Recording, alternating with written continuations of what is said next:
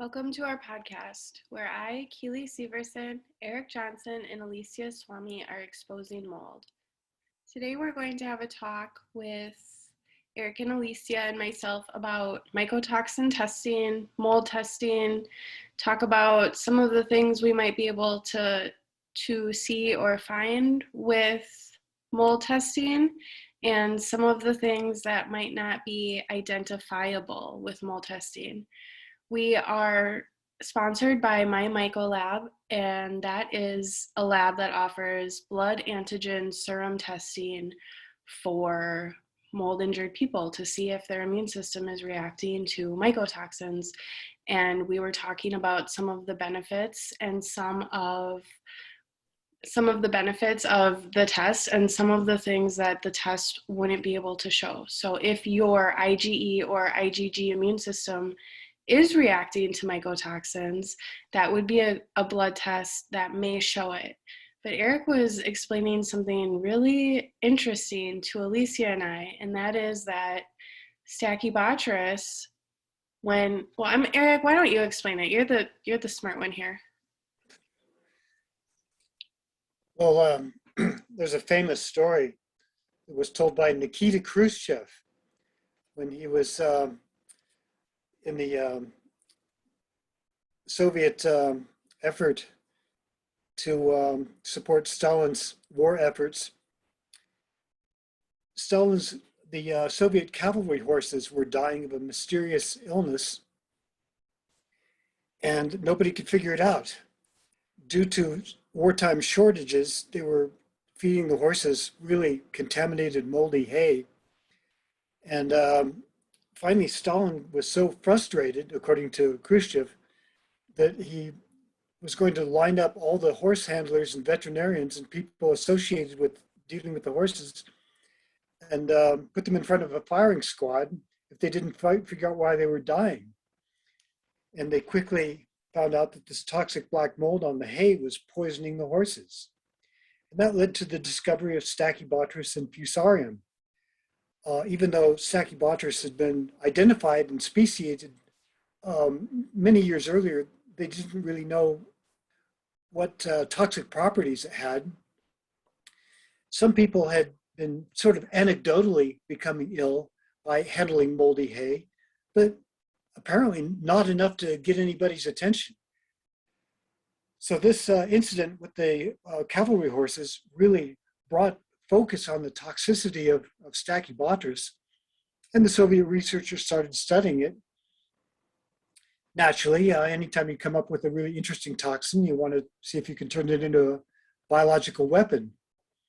So the researchers were stripping the toxins out of the Stachybotrys. I don't know what solvents or how they managed to do this, whatever chemists do, but they purified the toxin and found that it didn't have the desired effect, that the spore and the fragment was part of the process, that the effects of the toxin alone were somewhat transient, and most of the test animals survived and recovered. Whereas if the entire spores and fragments were incorporated into the testing, it caused severe pulmonary hemorrhage, which is the same thing that was seen in the Cleveland sudden infant death syndrome investigated by Ruth Etzel. So it seems that the associated spores and fragments are just as necessary to the pathogenesis as the mycotoxin itself. Now, this was discovered back in 1943. Cheryl Harding did a study in 2015 where she essentially discovered the same thing. This time, in addition to just telling the difference between the spores and fragments that were necessary to complete the full effect on the test animals, she actually exposed animals, mice presumably, to spores and fragments that had been stripped of all toxins. So it was just the skeleton itself. and this caused pulmonary hemorrhage. So under the circumstances, knowing that it's necessary to have the structure, the non-toxic elements of the spores and fragments along with the mycotoxin, this tells us the mycotoxin testing can't possibly be accurate because it doesn't reflect whatever damage is going on. If you had pulmonary hemorrhage and wanted to measure this by looking at the amount of Stachybotrys, trichothecenes, or ceftriaxotoxins in the blood, it wouldn't correlate, obviously. So this tells us straight off the bat that mycotoxin testing is unreliable. It's missing a major part of the problem. And even though it can be indicative of exposure to mold, you cannot use testing to correlate whatever severity of illness you're looking at to levels of mycotoxins in the blood.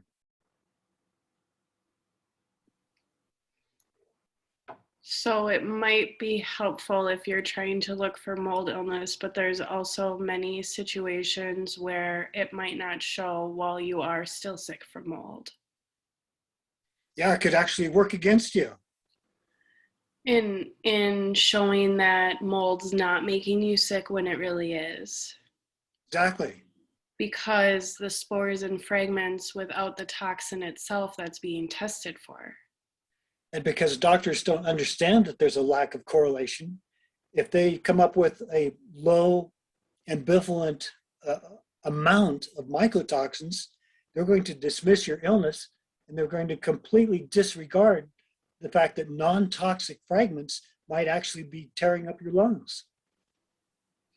Erik, I'm curious, because if someone asked me this question at this point, I would be stumped. What would you say to somebody who's asking, oh wait, I already know the answer. You'd say leave your house with nothing and see how you feel. I was gonna say, what would you say to somebody? Because we see this all the time on the mold groups. We see people asking, how do I know if mold's making me sick? You know, so my question to you is, for somebody who is having a hard time wrapping their head around mold possibly making them sick and is really fixated on that, needing to see proof because they haven't had the experiences that we've had where they've lived it and they've seen the proof that way. What would you say? Would it be the mold avoidance recommendation? Well, yeah, that's the only reliable way. Back in the 1990s, when people started really paying attention to this, and there were no tests, there were no mold doctors, no mold experts. So what people were doing is using their senses to identify the mold that was making them sick, and they'd get a sample of it, they'd peel it off the sheetrock, they'd put it in a Ziploc bag, and they'd take it to their doctor and go, this is the specific mold that's doing it. I know there's many molds. There's mold on oranges, on onions, on bread, on cheese. I mean, mold is in beer. And it's not that. It's this stuff in this Ziploc bag. And when they analyzed what was in the Ziploc bag, Stachybotrys kept showing up over and over again. So for a while, when the mold phenomenon was dependent upon people isolating it and presenting it to doctors, Stachybotrys got a really bad name. And then they developed testing, and they said, well, we can identify molds. We can look at it through the microscope. We can identify this species and that species. And there are many hundreds, if not thousands of mold species, and we can test for all of them. And when they started testing for mold, all of a sudden, Stachybotrys kind of fell off the charts, and researchers, doctors were saying, well, we find the maximum amount of aspergillus and penicillium, so that must be your problem. Well, wait a minute. That's not what people were carrying into their doctors. So clearly, the testing skewed the picture somewhat. It caused people to blame all molds in general when the actual experience, the anecdotal empirical observations of patients who isolated the specific mold was pointing at something very, very different. Carpenters are cutting up wood covered with aspergillus all day long. They're not dropping like flies. And yet teachers in a building with the tiniest little amount of Stachybotrys are. So this testing has really served to confuse people, divert the issue, and take focus away from Stachybotrys. And it may be because of this effect, something about Stachybotrys in particular is doing exactly what Cheryl Harding is saying it's doing. It's tearing up the lungs, maybe creating a susceptibility, opening up your defenses so that now when you inhale other things like formaldehyde, pesticides, diesel fumes, other mold toxins, all these things are getting into the blood because your defenses are down. And it may be that small amounts of Stachybotrys, even the non-toxic fragments that they apparently cannot detect, are what's doing it. We don't know because they won't look into it. Well, that's just fascinating because it sounds like you just kind of explained a theoretical mechanism for multiple chemical sensitivity. Yeah, people with Stachybotrys exposure, they all eventually complained of multiple chemical sensitivity, especially to formaldehyde. This caused Dr. Jack Thrasher to blame formaldehyde rather than the mold. Mm-hmm. And, it seemed to me, I tried to explain that the levels of formaldehyde did not go up. It's off-gassing at the same rate that it was prior to the mold growing, but people didn't complain until the water leaks and the mold got out of control. So clearly the mold appears to be weakening our defenses and leaving us susceptible to things that we wouldn't otherwise complain about, like formaldehyde. So what we really are in need of to prove mold illness, since none of the current tests can fully prove it, is some type of something new that we don't yet have to fully determine it. I don't know if that looks like a test or an experiment. I really don't know what that looks like, because what would you look for? Would you look for the spores and fragments? I mean, we don't even have the verification of what damage they could be causing, because that's never been researched, has it? Well, we know that Stachybotrys exposure in particular causes pulmonary arterial remodeling. That's been tested. So that's a start point. We could look at that and try to find out if people with this type of arterial remodeling are more susceptible to chemicals. Mm-hmm. But you can see where the way experts leaped into the fray, claiming that their tests were definitive, actually served to cover up this phenomenon. This has been known since 1943, and yet our experts are out there saying, well, my tests are going to tell you whether or not you've got the right to say that mold has made you sick. And they were so certain of themselves that they completely overshadowed this phenomenon, which Forgax, who's essentially the father of mold investigation, wrote in the mold literature years ago saying, we don't know what's going on with this, but this is a phenomenon, this effect of Stachybotrys skeletons causing damage is a phenomenon that deserves elucidation. We need to look into this. Somehow, all these mold experts saw fit not to do so. So it sounds like we have to validate or retest Cheryl Harding's work about Stachy skeletons, right? And then building from that. I haven't heard anybody challenge her on that. It seems to be a good, solid finding, and it does agree with what Soviet researchers found out so long ago. So probably that's enough evidence to proceed right now.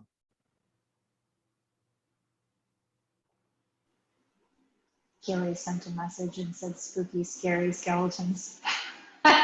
This is perfect for Halloween. Actually, Yeah, we should have back in come out with this episode 2015, earlier. I dredged up that old cartoon with the dancing skeletons, the spooky, scary skeleton song. And I actually made a poster out of that saying, yeah, we need to look into the spooky, scary, stacky skeletons. Love it. But it's like, it gets confusing because then you have experts like Cheryl Harding and her TILT program who continue on with, the whole NCS kick of, you know, the chemicals being the problem. And so That's Claudia Miller. oh, sorry, Claudia Miller. Yeah. So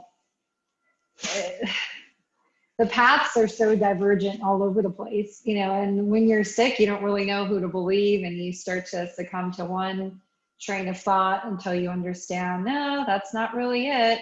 But since You you know, brought up Claudia Miller, she investigated a problem we had at a casino down at South Shore back in 1990, where a bunch of casino dealers got sick. The people in the card room all got sick. And they complained of a toxic sensation, and they were literally dropping like flies. I mean, something was coming out of the ventilation system in this blackjack room, and they pointed directly at the ventilation and said, that's where it's coming from. We smell something like diesel. We smell pesticides, this horrible toxic thing. And they got sick and did not recover. Big lawsuit over that. Now this was, their doctor was a chronic fatigue syndrome doctor. He was one of the few doctors at South Shore who was treating chronic fatigue syndrome. So for a while there, this was a suspected outbreak of chronic fatigue syndrome. Well, it turned out that they had a cockroach problem, and they were mopping the floors of the kitchen with different combinations of pesticides, not just one, a whole slew of them. And as each one failed to fix the problem, they just kept trying another. So they wound up with this soup of different strengths of pesticides. But what intrigued me is this was in the kitchen. They were literally pouring this stuff on the floor in the kitchen and mopping the floor with it. But the cooks and the waitresses and waiters, all the kitchen staff, they did not get sick. It was the people in the card room, far away. What sense does that make? Well, these people were clearly ill, and eventually they got a settlement. The casino didn't want to drop this because it made no sense. And they're right, it does make no sense. Well, it turns out that they had had a fire at this casino, and it had affected the upstairs floor, and the ventilation system needed a lot of work. I don't know exactly what happened with that ventilation system, but it seems to me that if mold was somewhere and it got into the ventilation system, that it was combining with the pesticide to result in the card dealers getting sick, but not the people with the highest exposure to the pesticide. So there again, we have the anecdotal model of the combination of mold and a chemical resulting in illness far beyond what would happen with the chemical alone. Unfortunately, when Claudia Miller investigated this, she decided to make up a new name for it. She called it tilt. And when she presents this, it's as if it didn't have a prior name or any prior investigation. So the chronic fatigue syndrome researchers don't make the connection.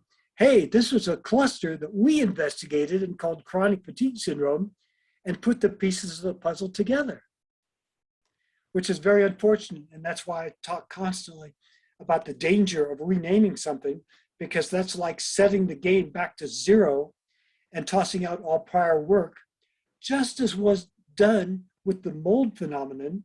Whereas if everybody pooled their efforts, put all the literature together, they would have known about the Stachybotrys skeletons, because this work was done back in 1943.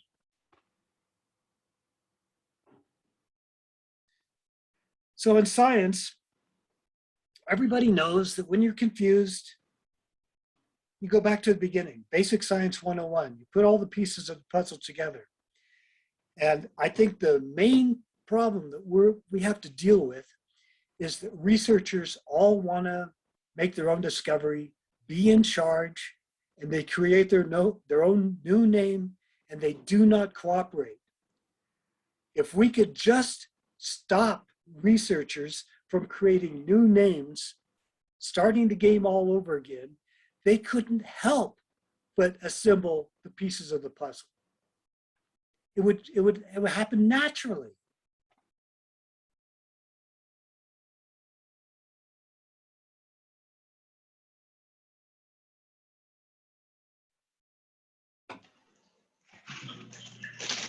It's such a comprehensive situation because you kind of look at what is offered to us now in terms of, how do we figure out what's going on with mold and what's going on with their bodies and exposures. And, everyone is so quick to run to tests to validate what they're feeling or try to find a cause. These tests do have a place in time, in terms of if you're seeking legal action or if you're trying to, pull together some answers. But I think what Erik has always taught us is that you have to pay attention to your senses. And if you suspect mold is an issue, your instincts are going to help you more than any test or any supplement out there, I think With that's this an important bizarre takeaway. behavior, as you say, of jumping to rely on a test, it actually removes your ability to make any new observations.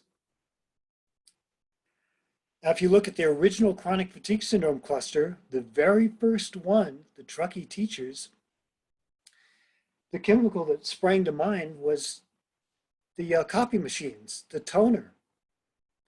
Because the teachers' lounge, where all the teachers got sick, it was immediately adjacent to a whole slew of old copy machines, and they were just pumping out the fumes. Problem is that there's a lot of places where people are exposed to a lot of copy machine toner, and it didn't have this effect. So I said at the time, you've got to look at all the factors, look at how the students were tracking in mud and snow on the carpet, causing a lot of microbial growth right there in front of the copy room, and consider the possibility that the combination of these microbes plus the chemicals, the copier toner, was having this effect. Because, I mean, you've got two variables right there in close proximity. It seems natural to put the two together. And this is in the literature at the time. It's even in the official abstracts calling for research into this phenomenon. But they didn't appreciate that the microbial factor is strong enough to look into. They looked into the literature, and at that time, mold was considered to be nothing more than an allergy, so they dismissed it. Well, what if mold is more than an allergy? What if it weakens your lungs in such a way that it threw the door wide open for that toner to get in there and damage those teachers? Over and over again, we see this combination of the mold plus different chemicals resulting in an effect that's far, far more than the chemicals are ever known to do. And each and every time, doctors can't find anything in the literature that explains why these microbes, and mold in particular, would be so damaging, so it's dropped. Well, here we've had a phenomenon, an observation since 1943, where it could damage the lungs in such a way as to open that window of vulnerability, and this is not being explored.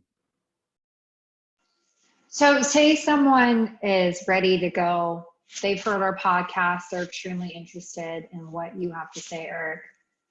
What is the foundation? Where should we start, and what should we do in order to pave the way to find something that is a little bit more definitive?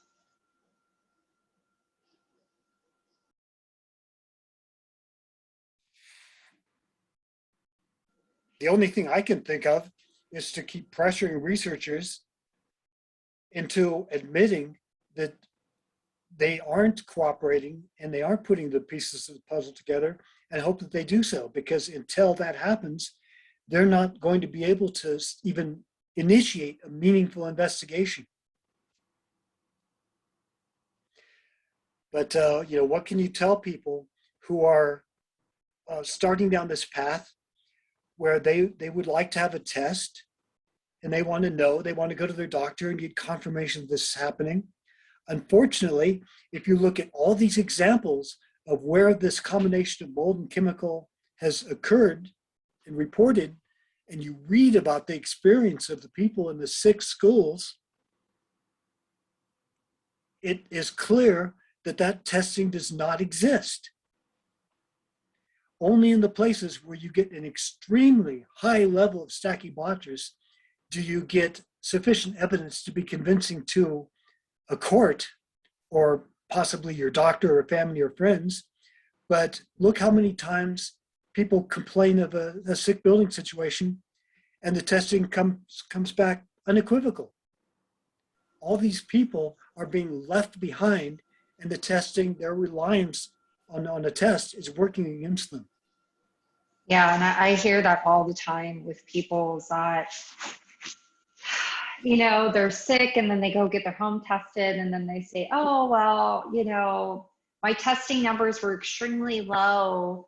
You can't possibly live in a house without mold. Every house has mold. And then they're still sick and they don't know what to do or where to go, but they cling on to this belief. And even some of the testing, like EnviroBiomics or whatever, I'm not sure if that's the ERMI tests, they'll sit here and have a conversation with you that if your Hertz Me score is 10 or less, like you're in the clear. And it's like, that's not really what's happening to people, especially those who are hypersensitive. It doesn't matter. You could have 2, 3, 4, 5 spores. You can still be reacting to them. I think that's an important note to really, really understand. And it's complicated by the fact that you could run into a plume of non-toxic Stachybotrys skeletons, and this would open up the defenses in your lungs. It would damage your lungs, but it might not become immediately apparent to you until later when you inhale a chemical, or you're driving behind a diesel truck, or you sleep in a house that has a lot of formaldehyde, and you go, wow, this place is killing me. And what do you point at? You point at the thing that's bothering you the most, that you detect the highest in that environment, when maybe that's not what set you up for this problem. Yeah, I found testing for me personally was most beneficial to validate to my husband and my family that I was sick. Because everyone thought, I was crazy because that's what the doctors were saying. But I did find a doctor that said, at least test your home. And at least that provided me some value in terms of testing, was to show that, yeah, even though there wasn't a lot of spores in my home, I was still sick and it could be a correlation. And that provided some evidence to at least get my family on board, get my husband to get me out of that home. Well, it might be that if somebody understands this phenomenon of how the skeletons, the basic structure of spores, is still capable of causing pathogenesis, that if people around them don't believe it, and you know this and can talk about it persuasively enough, you might be able to go to your doctor, your family, and say, well, there is this phenomenon, there is this thing that could have damaged my lungs in such a way that accounts for my complaints. Will you listen to me about this? And maybe that would open a door for people who otherwise are not being believed because the test didn't find anything. That's true. That's a really good point. That's a really good point. I'll try that on my son and let you know how it goes, you guys. Just kidding. Well, in that 1994 proceedings book, some volunteers who were concerned about the finding of Stachybotrys in sheetrock, they actually inhaled it. This was back before they knew that Stachybotrys was so toxic. At the time, all that's said in the literature is it's probably an allergy. So they inhaled it experimentally, and it kicked all of their butts.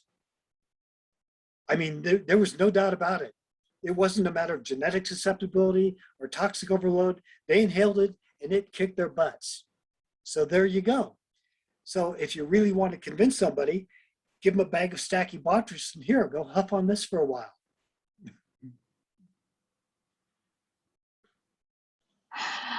Oh man, I feel like hopefully we don't get sued for, for that one. This is not medical advice. I am not a doctor. Try this at home. Do not try this at home. I feel like my son would do that and be like passed out with a bloody nose from a pulmonary hemorrhage and wake up and be like, it was just hot outside. That's why my nose was bleeding. Well, this investigation has evolved from pointing out our anecdotal observations from the very core of a syndrome and how this awareness of the toxic mold is spread into more of a sociological study of why we can't get a doctor to look into basic evidence, not even when it starts a syndrome, not even when it's in the literature. It's like, what is going on with their heads? So yeah, this mold phenomenon, it's amazing, and I like to talk about it, but more so, it's like, what does it take to get a researcher to respond to documented evidence? Is it even possible? I mean, I don't even know how you're still going after this for as long as you have been. So kudos to you on that, because I feel like I probably would have burned out after the first 3 years trying to get someone to look into it. But I'm just really, really thankful that you continued, because you're almost turning into like a Barry Marshall situation where, you know, these scientists come up with these revolutionary ideas and things for something, and it's just kind of the human process of everyone to just sign it off as, you know, it's a quack situation or you're a quack person, and then all of a sudden they're turning the corner. Even after what you said earlier, the OMF Foundation started liking your comments and your posts, and you're like, whoa, this is a group that has been avoiding me for so long because I keep throwing mold into the mix with ME/CFS. And so maybe we're turning a corner where there's just being so many people affected by mold. I mean, it's getting so crazy. It's like every week there's a new story on how this elementary school, that college campus, this military housing, this celebrity. I mean, you know, there's a show on Netflix right now called Made that I keep hearing about that, you know, they describe a situation of toxic mold. It's like, it's such a known but unknown thing. And I think we're turning a corner where it's impossible to ignore. Just absolutely impossible to ignore at this point. But at the same time, it's getting harder to draw attention back to old evidence because all the new experts are so eager to make a name for themselves and leap for positions of power and dominance and authority and appear as thought leaders that they just invent theories, start throwing out all this information. And if they're good at self-publicizing, if they get a platform, they overshadow work that was done years ago.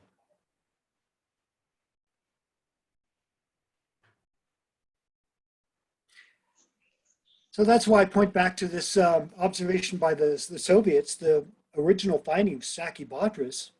This is such an amazing thing, and this was known so long ago. So maybe this will capture people's attention and they'll realize that this problem of new experts leaping to take control can actually wind up as a suppressive factor in preventing knowledge and awareness and progress in science. I guess that's another, something else comes to my mind when you describe that, is like people who are trying to push forward and advance this and, you know, create testing or validate testing. It's like they have to be really careful with what they do, you know, even stuff with Congress and, you know, pushing for this bill and that bill. You really have to think about the way that you want to proceed with this, because it can be used against people, right? In terms of testing and all that. So. Well, yeah, if you look at the original chronic fatigue syndrome outbreak, we had abnormal EBV titers and aberrant ratio of findings on an accepted serology test. This was the actual basis of why the Center for Disease Control couldn't ignore us, because these were solid findings. I mean, you couldn't deny it. They were using the test themselves to substantiate the existence of a chronic Epstein-Barr virus syndrome. But then the experts got involved, and they started applying this test to people who weren't in the same situation or had other viruses, and they said, well, we find sick people with symptoms of the same symptoms of the chronic fatigue, but they don't have this aberrant EBV result. And thanks to their involvement, this abnormal finding, which was sufficient to cause the creation of a new syndrome, got dumbed down into, well, our testings don't find this result in everybody, so I guess we can throw it out. So it worked against people. The very testing, the very thing that caused the creation of a syndrome was twisted around to become a weapon to deny the evidence of chronic fatigue syndrome.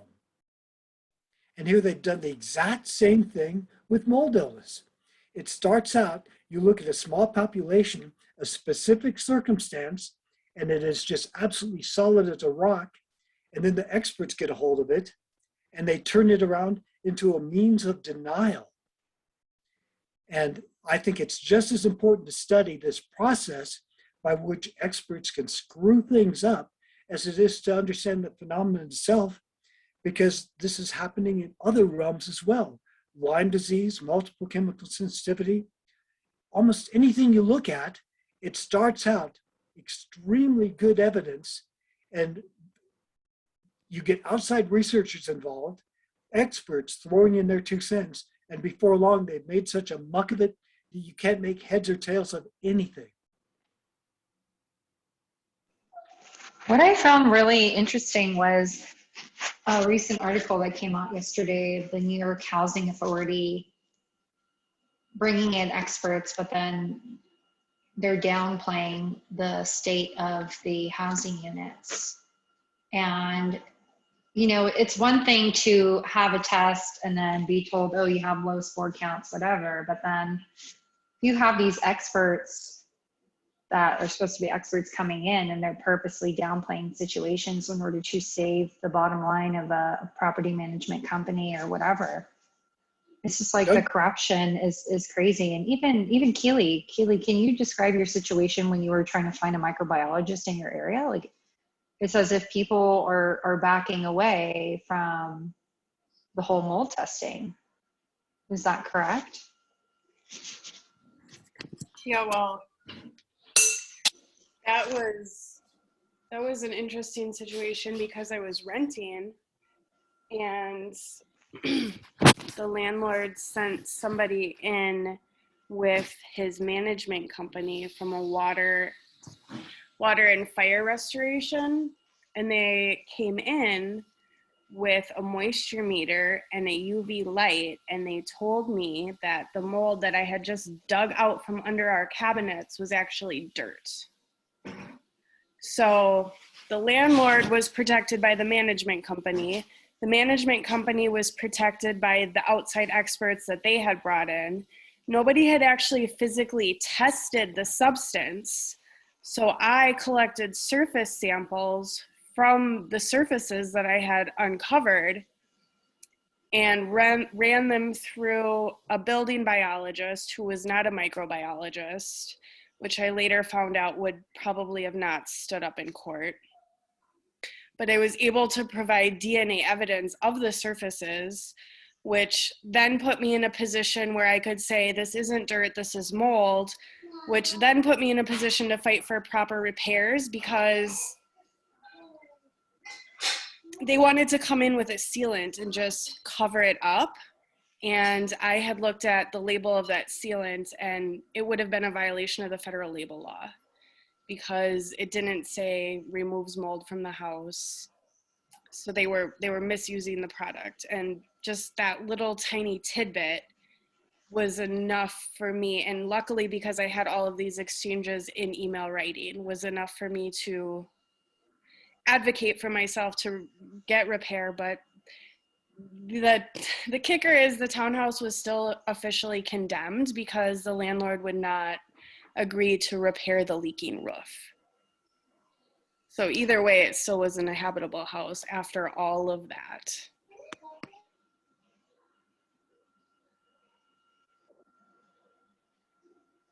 Thank you so much for talking about that, because this is the reality that people are living in, whether you're renting or whether you're a homeowner. It's like, you know, we had Dr. Jabin Moore on the other day that said, you know, we bought a $400,000 house and you have $200,000 repairs. You can kind of understand why mold has been so muddled throughout the years, because the damage it causes is so costly. And no one wants to take the blame. Right, Erik? Well, the other thing is that prior to the 1980s, this type of complaint was completely unknown. It wasn't even in the literature. Nobody was pointing at mold in the way that we are now. And when it emerged, people started pointing at Stachybotrys. I mean, it really stood out. So is it possible that something fortified the structure of these spores and fragments in such a way as to make the constituent skeletons more pathogenic? That's kind of my thesis. Stachybotrys has a high water throughput. It's pumping a lot of water through there. Maybe something got in the water supply. Maybe something was feeding that skeleton, something that made it more able to create this kind of damage to the lungs than ever before. And that's why the colonies that had the greatest water availability acted out so ferociously, whereas pre-existing colonies, because you know this mold has been around for a while, the mold that wasn't actively processing a lot of water, it seemed to retain the same value. It didn't get super pathogenic. So who knows? Maybe we could find out what's in the water, what's feeding mold something that's making it more powerful, recreate this condition, and do their thing with the mice and find out what's causing the pulmonary hemorrhage. It's a fairly simple exercise, so long as you know what you're trying to set up for an experiment.